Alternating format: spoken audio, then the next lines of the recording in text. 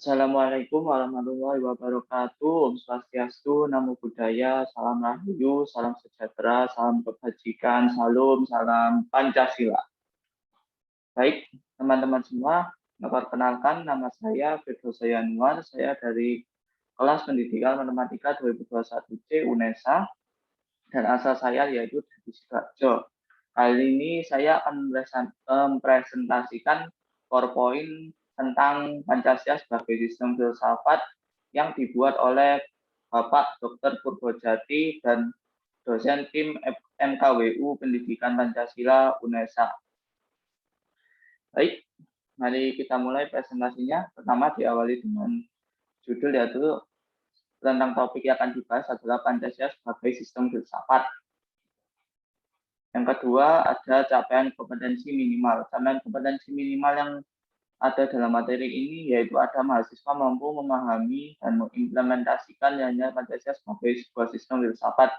Indikator capaian kompetensinya mahasiswa mampu memahami, menjelaskan baik tulis maupun lisan, dan mengimplementasikan dalam perkuliahan serta kehidupan berbangsa dan bernegara.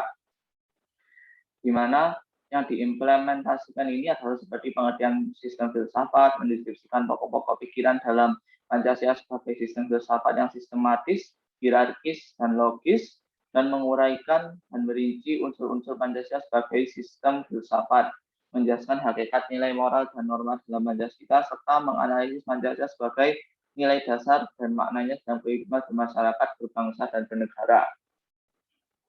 Selanjutnya, definisi filsafat. Menurut René Descartes, dalam segi etimologi, filsafat itu terdiri dari dua kata yang yaitu philos dan sophia. Philos sendiri artinya cinta, sophia artinya bijaksana, yang jika digabungkan maka ia akan memiliki sebuah makna yaitu cinta akan kebijaksanaan. Nah, filsafat sendiri merupakan kumpulan segala pengetahuan di mana Tuhan, alam, dan manusia itu menjadi pokok penyelidikannya. Maksudnya di sini yaitu kita sebagai manusia tentunya menyelidiki, dan yang diselidiki itu adalah berbagai macam kejadian terjadi. Oh, kenapa kok kejadian ini bisa terjadi seperti ini? Oh, apakah ini ada hubungannya dengan ini? Oh, apakah ini tuh memang benar ada? Nah, oleh karena itu yang dijadikan dalam filsafat sebagai sebuah pengetahuan itu penelitiannya ditujukan pada Tuhan, alam, dan manusia. Selanjutnya ada ciri-ciri filsafat.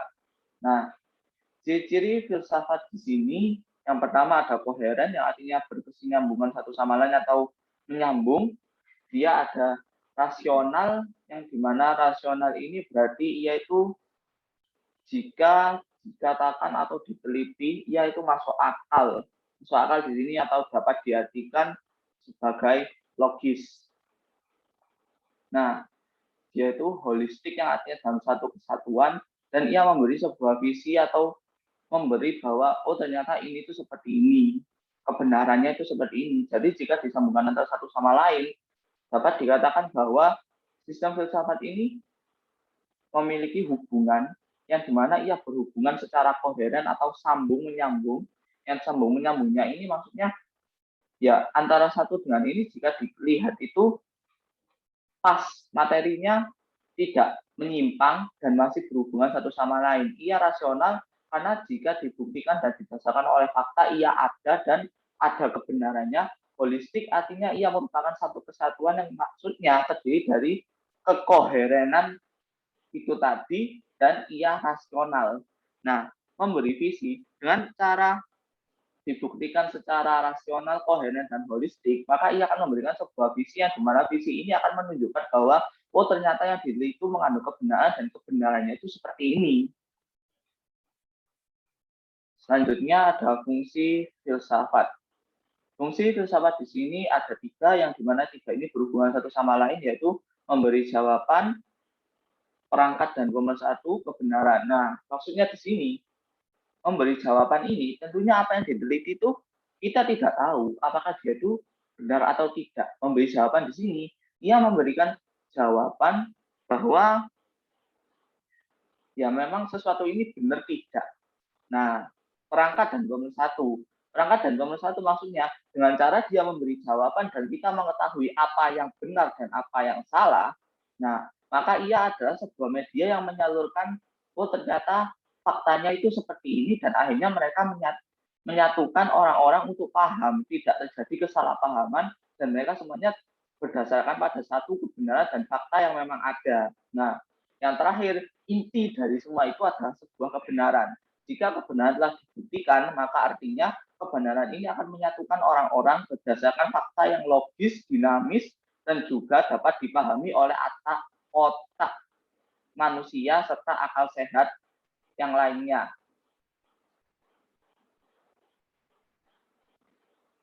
Nah, dalam Pancasila sendiri, bangsa Indonesia didasarkan pada beberapa filsafat. Filsafat di sini ada melalui landasan ontologis, landasan epistemologis, dan landasan aksiologis. Nah, masing-masing landasan ini juga dapat ditemukan pada Pancasila. Yang pertama adalah landasan ontologis Pancasila. Landasan ontologis Pancasila ini, mari kita lihat dulu apa sebenarnya arti dari landasan ontologis. Nah, Aristoteles mengatakan bahwa landasan ontologis itu sendiri adalah ilmu yang menyelidiki tentang hakikat sesuatu atau tentang ada, keberadaan atau eksistensi, dan disamakan artinya dengan metafisika. Nah, kita melihat di sini bahwa ontologis ini dikatakan memiliki subjek. Subjeknya itu adalah manusia. Nah, dengan adanya Pancasila, subjek ini memiliki landasan.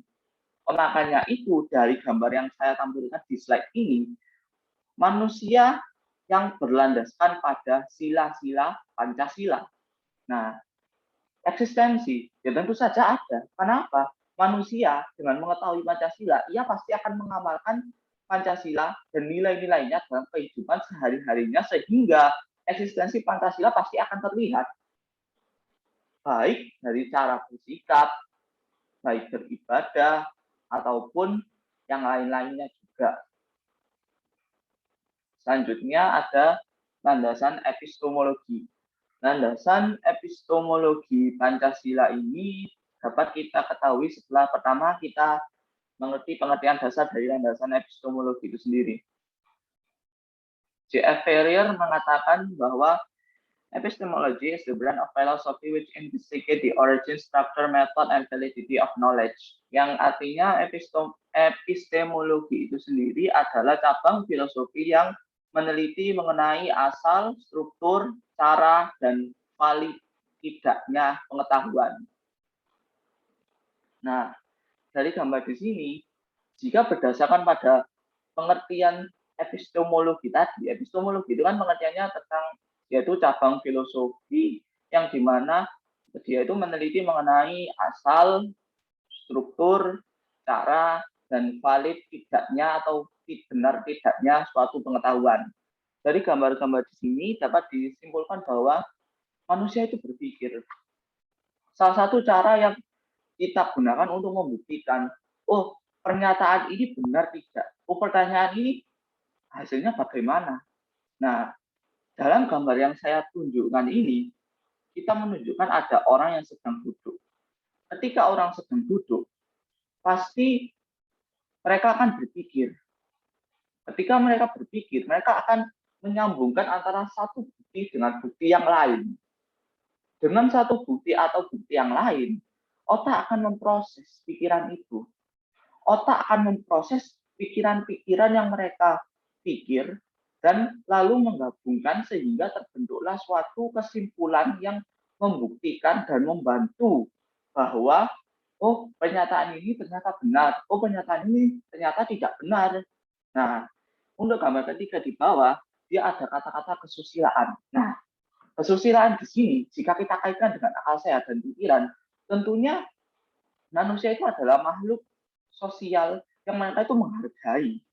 Nah, kesusilaan yang diajarkan sejak dini ketika kita masih berada di sekolah dasar, itu tentunya guru akan mengajarkan kita untuk hormati orang yang lebih tua, bersikaplah sopan terhadap siapa saja, selalu tahu, oh kapan saya harus begini, selalu tahu di mana kita harus berbicara seperti ini, sopannya bagaimana. Nah, itu tadi pastinya juga akan memacu epistemologi pada diri kita, yaitu kita akan berpikir, oh ternyata guru saya tadi itu ngomongnya seperti ini. Nah, berarti kalau dipikir-pikir, saya harus menuruti karena itu baik dan juga menghormati orang yang saya ajak bicara. Nah, dari situlah murid mulai mengerti bahwa mengajak bicara dengan berbagai macam lawan bicara itu haruslah melihat bagaimana lawan bicara itu. Apakah mereka sudah tua, mereka masih muda, apakah mereka sebaya, gunakanlah tata cara yang sopan dan baik dan benar. Nah, dari situ diperoleh kesimpulan bahwa berbicara secara sopan dan memiliki etika terhadap lawan bicara itu adalah sebuah kebenaran yang valid karena memang diperlukan. Yang ketiga ada landasan aksiologis Pancasila. Nah, landasan aksiologi sendiri oleh Theodor Bramel, ia mengatakan bahwa aksiologis ini adalah cabang ilmu yang menyelidiki mengenai seperti jika didasarkan pada gambar ini, yaitu ada orang yang berbicara satu sama lain, mungkin maksudnya itu adalah etika, dan dia juga mempelajari ilmu seperti hukum ataupun politik. Nah, dari sini kita mengetahui bahwa Pancasila itu adalah inti dari semua. Inti dari semua itu adalah Pancasila. Pancasila adalah sebuah filsafat bangsa. Filsafat bangsa merupakan sebuah batu tumpuan fundamental. Nah, setelah berperan sebagai sebuah batu tumpuan yang fundamental, tentunya Pancasila ini nanti merupakan sebagai segala sumber hukum yang dilaksanakan di Indonesia. Ia tidak menerima paham-paham lain yang bertentangan dengan Pancasila sebagai ideologinya.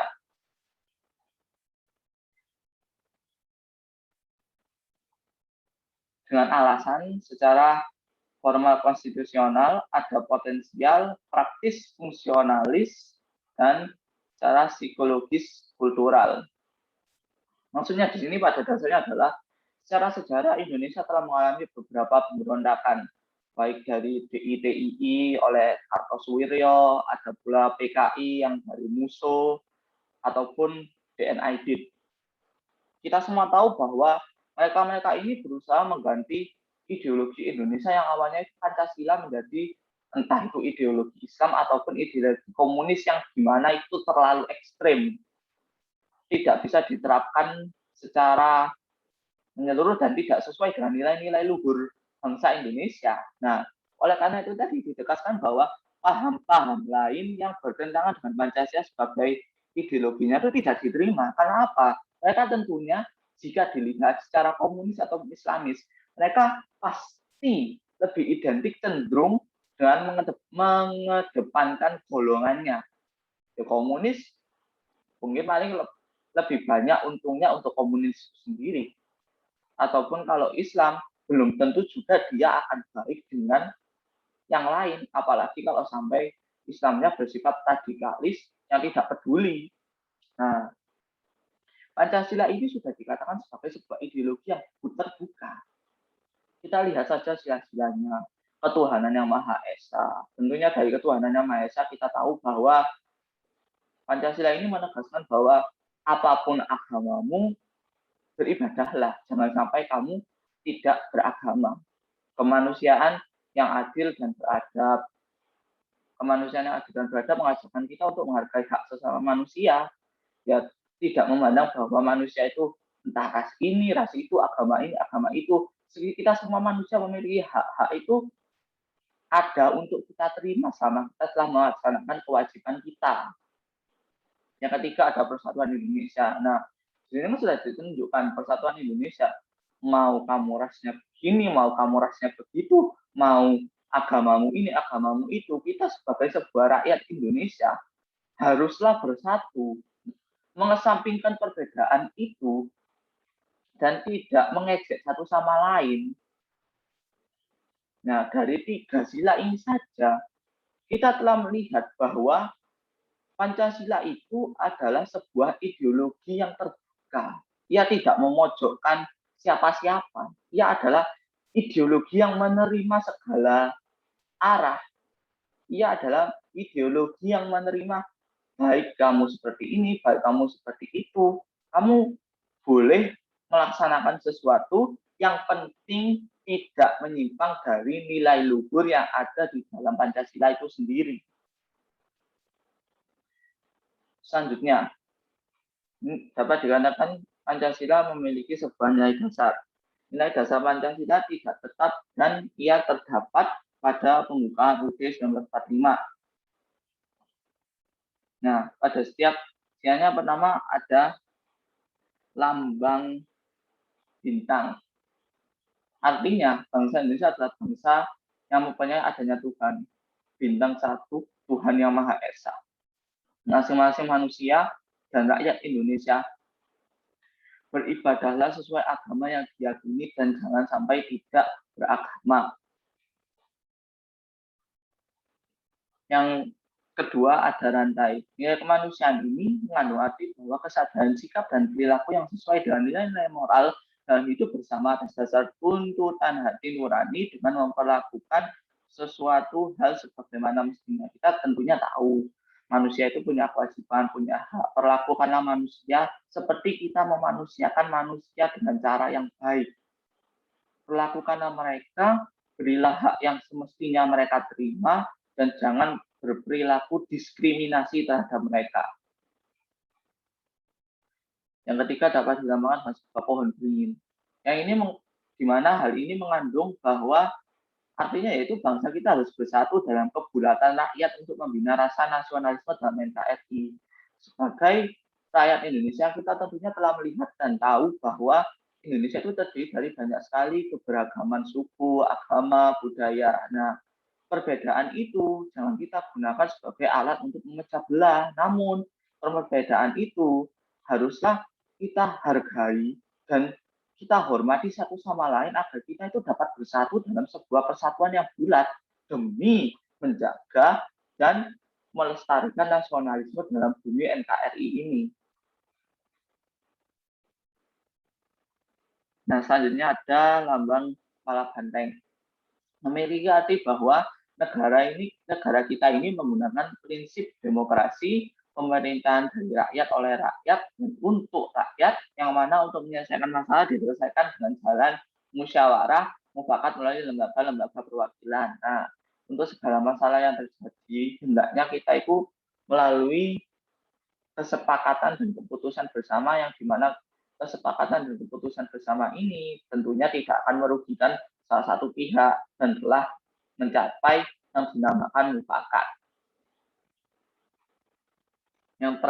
Yang terakhir yaitu pada sila kelima ada padi dan kapas. Padi dan kapas ini mengandung arti bahwa salah satu tujuan yang hendak dicapai oleh bangsa kita adalah tercapainya masyarakat yang adil dan makmur secara lahiriah maupun batiniah. Makanya oleh karena itu pada sila kelima sendiri dikatakan keadilan sosial bagi seluruh rakyat Indonesia. Seluruh rakyat Indonesia berhak memiliki hak yang sama, baik ia dipandang tidak berbeda dalam hukum, ia juga berhak untuk bekerja, ia berhak untuk mendapatkan pendidikan dan semua hak-hak lainnya yang dimana hak itu adil dan tidak dikurangi sama sekali. Pancasila sebagai sistem filsafat.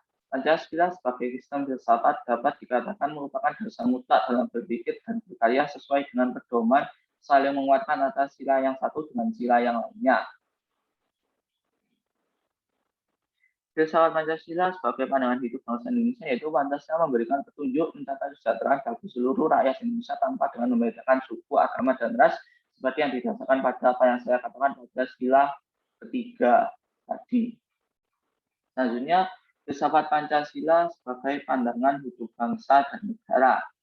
Artinya, semua aturan kehidupan, hukum, kegiatan dalam kehidupan berbangsa dan bernegara berpedoman pada Pancasila karena Pancasila itu tadi merupakan sumber dari segala sumber hukum bangsa dan negara Republik Indonesia.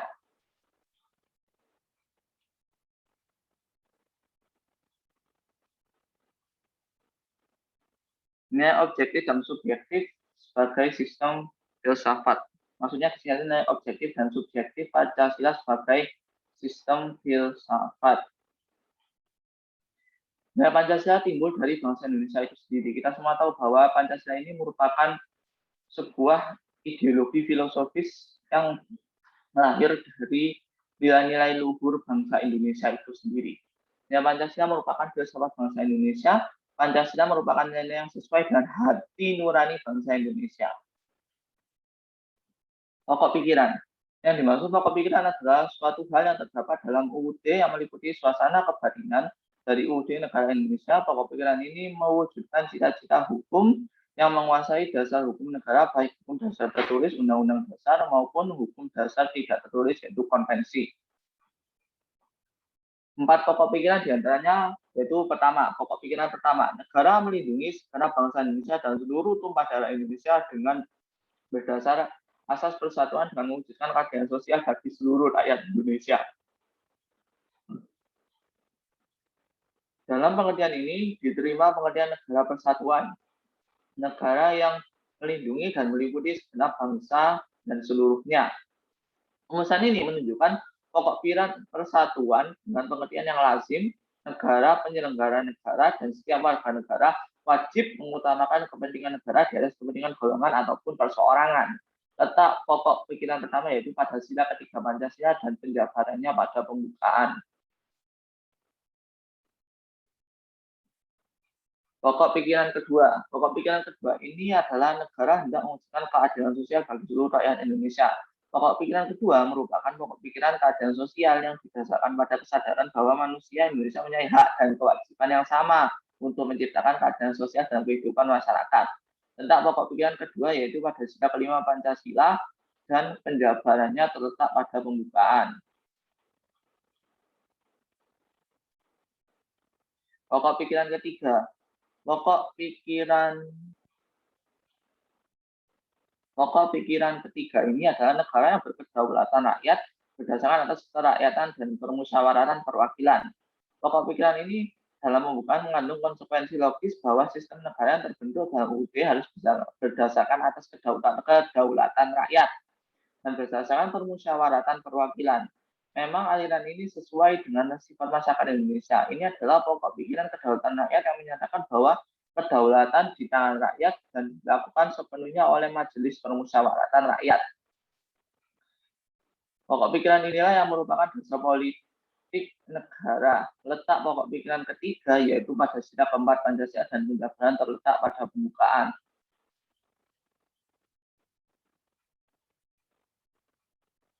Pokok pikiran keempat yaitu negara berdasarkan atas ketuhanan yang Maha Esa menurut dasar kemanusiaan yang adil dan beradab.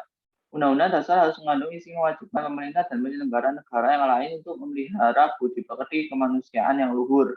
Hal ini menegaskan pokok pikiran ketuhanan yang Maha Esa menurut dasar kemanusiaan adil dan beradab yang mengandung pengertian takwa terhadap Tuhan yang Maha Esa dan menjunjung harkat dan martabat manusia atau nilai-nilai kemanusiaan yang luhur. Pokok pikiran keempat merupakan dasar moral negara. Letak pokok pikiran keempat ini ada pada sila pertama dan sila kedua Pancasila dan penjabaran terletak pada pembukaan.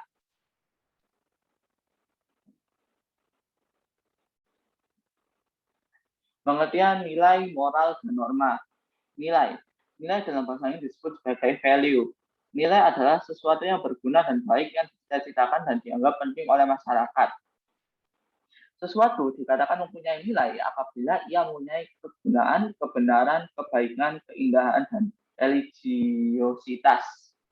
Nilai merupakan suatu hal yang dianggap baik atau buruk dalam kehidupan atau bagi kehidupan. Pengertian nilai menurut beberapa ahli. Yang pertama ada dari Jahiri 1999, nilai adalah harga makna, isi, dan pesan, semangat atau jiwa yang tersurat dan tersirat dalam fakta, konsep, dan teori sehingga bermakna secara fungsional. Diksionari dalam Winata Putra tahun 1989, nilai adalah harga atau kualitas sesuatu. 3 macam nilai menurut Noto Negoro antara lain yaitu ada nilai material, yaitu sesuatu yang berguna bagi kehidupan manusia. Ada nilai vital, yaitu segala sesuatu yang memang berguna bagi manusia untuk mengadakan aktivitas atau kegiatan. Dan ada pula nilai kerohanian, yaitu segala sesuatu yang berguna bagi rohani manusia. Nah, nilai kerohanian ini dapat dibedakan menjadi ada nilai kebenaran, keindahan, kebaikan, atau moral dan religius. Kebenaran ini tentunya bersumber dari akal manusia, keindahan dari perasaan manusia, kebaikan atau moral berasal dari kehendak manusia, dan religius merupakan kerohanian tertinggi dan mutlak bersumber dari kepercayaan dan keyakinan manusia itu sendiri. Moral. Moral berasal dari kata mores yang memiliki arti kesusilaan, tabiat, kelakuan. Moral adalah ajaran tentang hal yang baik dan yang buruk yang menyangkut tingkah laku dan perbuatan manusia.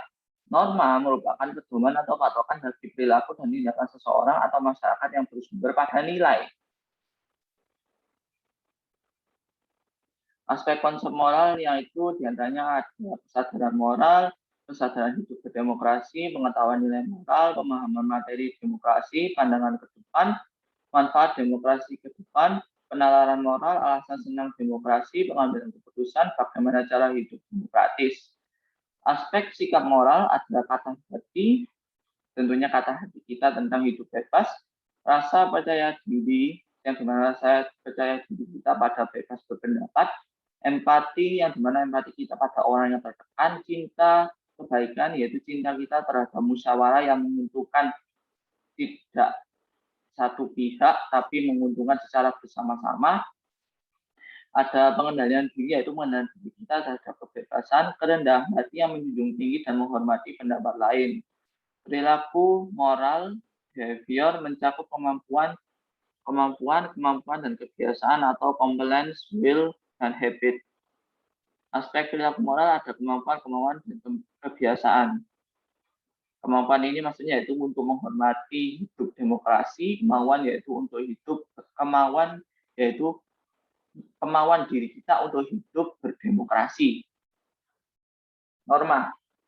Norma adalah sumber dasar hukum yang menguatkan kedudukan konsep nilai dan moral serta perilaku yang dilakukan. Norma ini juga merupakan kesadaran dan sikap budaya yang dikendaki oleh tata nilai untuk kita patuhi. Nah, norma ini memiliki kekuatan untuk dapat diketahui yang dikenal dengan sanksi. Misalnya, norma agama dengan sanksi dari Tuhan, norma kesusilaan dengan sanksinya dari rasa malu dan menyesal terhadap diri sendiri, dan ada norma kesopanan dengan sanksinya berupa mengucilkan dalam pergaulan masyarakat, dan ada norma hukum yaitu dengan sanksinya berupa penjara atau kurungan atau denda yang dapat dipaksakan oleh alat negara. Hubungan nilai norma dan moral. Agar nilai tersebut menjadi lebih berguna dan menuntun sikap dan tingkah laku manusia, maka perlu lebih dikonkretkan lagi atau diberi bukti nyatanya, serta diformulasikan menjadi lebih objektif sehingga memudahkan manusia untuk menjabarkannya dalam tingkah laku secara konkret. Maka wujud yang lebih konkret dari nilai tersebut adalah merupakan suatu norma. Terdapat berbagai macam norma dan dari berbagai macam norma tersebut, norma hukumnya paling kuat keberlakuannya karena dapat dipaksakan oleh suatu kekuasaan atau penegak hukum. Selanjutnya, nilai dan norma senantiasa berkaitan dengan moral dan etika. Istilah moral mengandung integritas dan martabat pribadi manusia. Derajat kepribadian seorang manusia ditentukan oleh moralitas yang ia miliki. Makna moral yang terkandung dalam kepribadian seseorang itu tercermin dari sikap dan tingkah lakunya dalam pengertian. Inilah maka kita memasuki wilayah norma sebagai penuntun sikap dan tingkah laku manusia. Hubungan antara moral dengan etika memang sangat erat sekali dan kadangkala kedua hal tersebut memiliki perbedaan.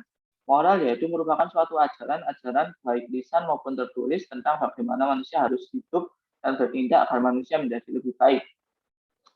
Etika adalah suatu cabang filsafat yaitu pemikiran kritis dan mendasar tentang ajaran-ajaran moral tersebut. Demikianlah hubungan sistematik antara lain nilai, norma, dan moral yang pada akhirnya ketika aspek tersebut terwujud dalam suatu tingkah laku praksis dalam kehidupan manusia. Pancasila sebagai nilai dasar dan maknanya. Pancasila sendiri, seperti kita tahu, terdiri dari 5 silanya, yaitu ada ketuhanan yang Maha Esa, kemanusiaan yang adil dan beradab, persatuan Indonesia, kerakyatan yang dipimpin oleh hikmat kebijaksanaan dalam permusyawaratan perwakilan, serta keadilan sosial bagi seluruh rakyat Indonesia. Yang pertama ada sila pertama yaitu ketuhanan yang Maha Esa. Ketuhanan yang Maha Esa ini memiliki arti sebagai bentuk pengakuan adanya kuasa yang satu yaitu Tuhan yang Maha Esa. Ia memberikan kebebasan dan keamanan dalam memeluk dan beribadah menurut kepercayaan masing-masing. Ia tidak memberikan paksaan terhadap warga-warganya untuk memeluk suatu agama atau berpindah ke agama lain, dan ia juga memberikan jaminan perkembangan dan pertumbuhan ajaran agama masing-masing. Nah, negara dalam hal ini menjadi fasilitator dan ia juga memberikan kebebasan bagi tumbuh kembang agama yang dianut oleh masyarakatnya. Yang kedua ada kemanusiaan yang adil dan beradab. Kemanusiaan adil yang beradab ini memberikan hak dan kewajiban pada masyarakatnya dalam mengeluarkan pendapat sebagai bukti keadilan. Kemerdekaan merupakan hak setiap masyarakat Indonesia. Mereka berhak mendapatkan kebebasan dan keamanan dalam hidup mereka.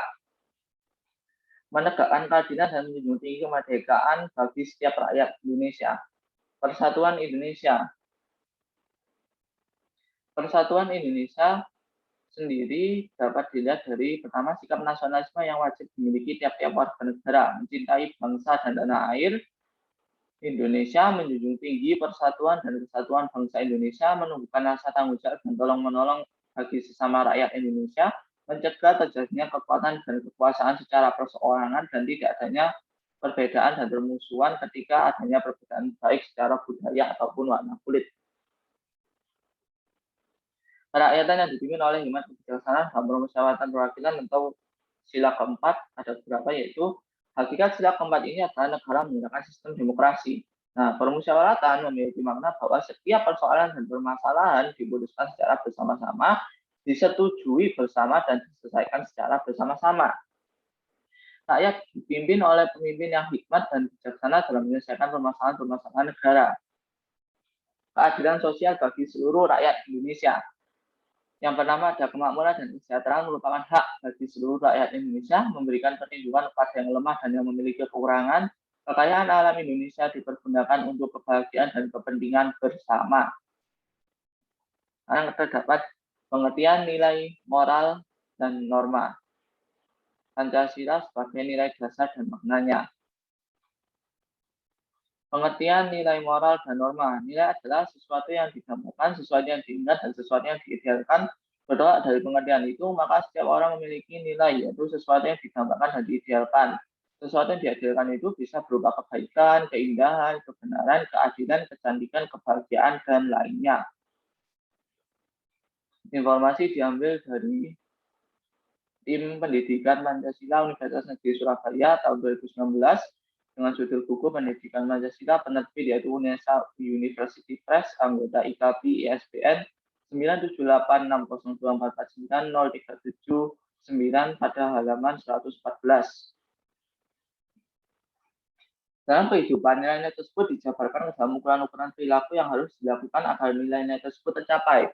Sebagai contoh, ketika suatu keluarga ingin mendambakan keluarganya menjadi orang yang baik, maka keluarga yang terhormat, maka mereka akan membuat aturan bagaimana harus berperilaku, berpakaian, bersikap, berbicara.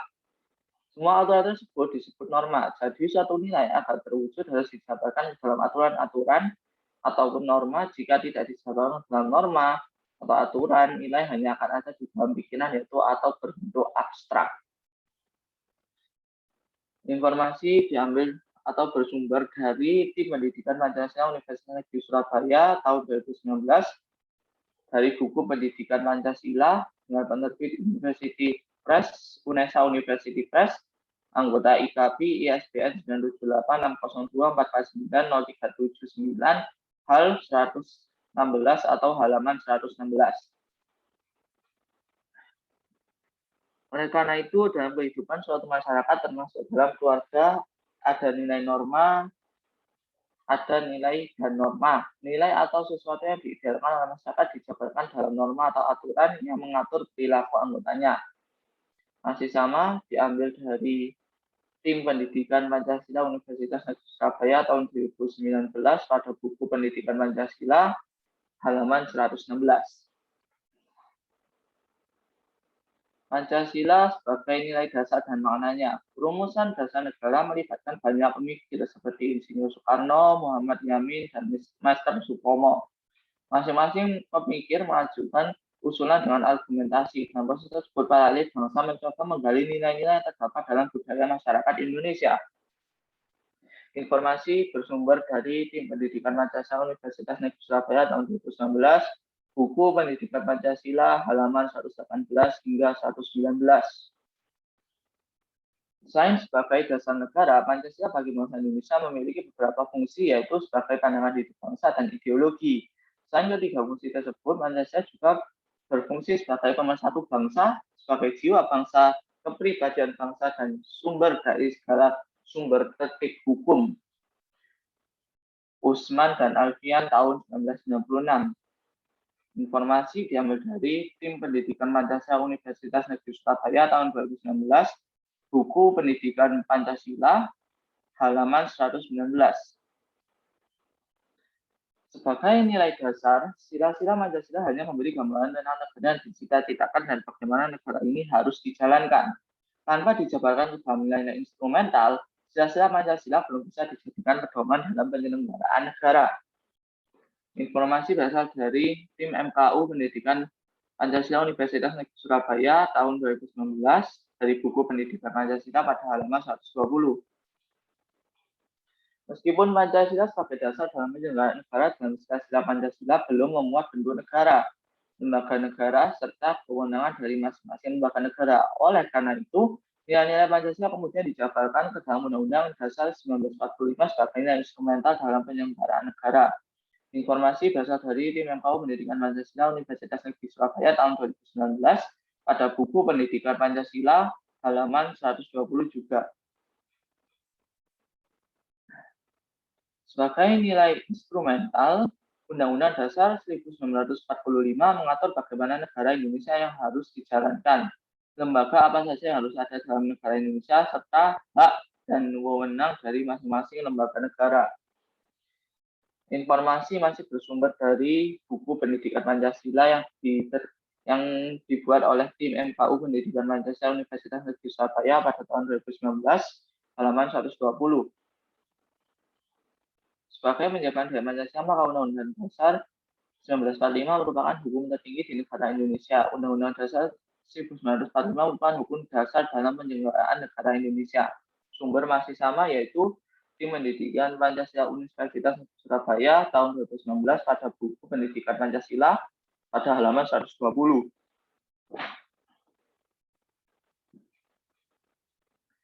Sekian informasi yang dapat saya sampaikan mengenai sistem filsafat atau Pancasila sebagai sistem filsafat. Kesimpulan yang dapat saya ambil di sini adalah dari setiap materi-materi yang telah disampaikan, baik dari pengertian filsafat itu sendiri, landasan filsafat Pancasila, serta nilai moral dan norma, di sini dapat dilihat bahwa ternyata segala apa yang ada di Indonesia itu sumbernya adalah sumber dari Pancasila, Undang-Undang Dasar tahun 1945, dan di dalam kedua unsur itu tadi terkandung berbagai macam nilai moral dan norma yang membangun, memberi petunjuk, serta memberitahu kita, oh ternyata negara itu kalau berdasarkan Pancasila bentuknya seperti ini. Nilai moral yang dapat diaplikasikan dalam kehidupan sehari-hari untuk mencerminkan nilai-nilai Pancasila itu ada, yaitu seperti ini.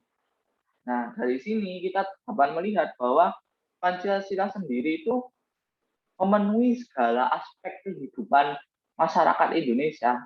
Kehidupan masyarakat Indonesia itu sendiri tidak lepas dari Pancasila. Kenapa? Karena dasarnya Pancasila itu memang bagian dari bangsa Indonesia. Ia ada nilai-nilai luhur, ia adalah filosofi nilai-nilai luhur yang dijadikan menjadi satu yang melambangkan apa itu karakter dari bangsa Indonesia. Nilai luhur yang menunjukkan kebaikan, norma, moral, dan juga aturan-aturan secara baik, dia itu teratur ataupun tertulis ataupun dalam bentuk lisan.